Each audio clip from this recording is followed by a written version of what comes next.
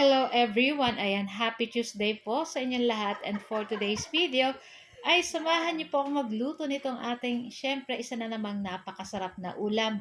Walang iba kundi itong ating ginataang gulay na santol. So na nga guys, so magpainit na tayo nitong ating malaking kawali at maglagay na tayo ng konting cooking oil, and then mag-start na po tayo maggisa nitong ating ginger. So yung ating ginger, ini-slice ko lang ng maliliit. Ayan, pigmince ko lang, and same din po ng ating bawang at sibuyas. Ayan, so after natin magisa yung ating luya, ayan, isunod na rin po natin dyan yung ating bawang at yung ating sibuyas. Ayan, syempre the more na marami po yung sibuyas, bawang, luya, the more po na mas masarap. Ayan, so medyo nato-toasted na ng konti yung ating mga luya dyan at lumabas na talaga yung bango nila. So, pwede na po nating ilagay dyan yung ating pork giniling. Ayan, so sasangkotsahin po natin yung ating pork giniling dyan, and then timplahan na rin po natin ang pampalasa katulad nitong ating powder na paminta, at maglagay na rin tayo ng asin. Ayan, tapos halu-haluin lang po natin iyan. Ayan, may nahulog na namang mangga sa ating bubong. So, yun na nga guys. So, halu-haluin lang po natin itong ating pork giniling.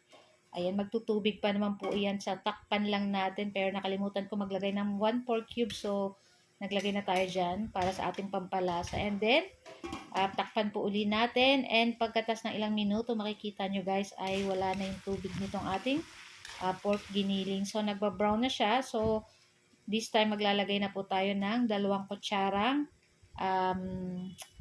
fresh na alamang. So, maalat po yan, kaya hinugasan ko, and at the same time, malinisan din natin. Kasi minsan sa alamang pong nabibili natin, maraming mga shell, or may mga itim-itim, ay nililinisan ko po yan para malinis po. Tapos, ayun na nga, at ilagay na po natin dyan yung ating gata ng niyog. So, hahatiin ko lang guys, so mamaya maglalagay pa tayo. Ayan. So, halu-haluin lang po natin iyan. And pagkatas, pwede na po natin ilagay dyan yung ating mga santol na pinigaan. Ayan. So, ito pong nabili kong santol guys ay kudkud na. So, binuburo po nila yan sa asin para matagal yung buhay.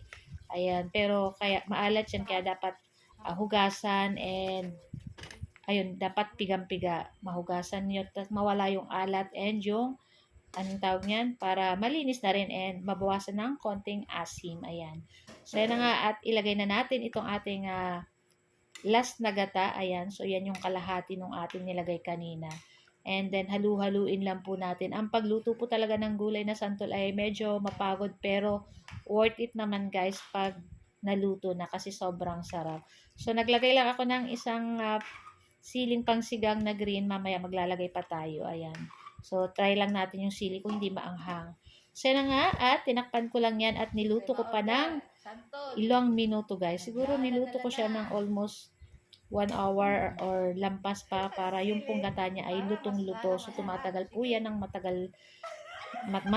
Ayan. Kasi lutong-luto yung ating gata ng niyog. So, yun at naglagay pa tayo nitong ating siling pangsigang. So, luto na rin to guys. Kumuha na kayo ng inyong garapon at pwede nyo na tong itago. Ayan guys. So guys, ito lang ating video today. Thank you for watching. Bye! Ciao!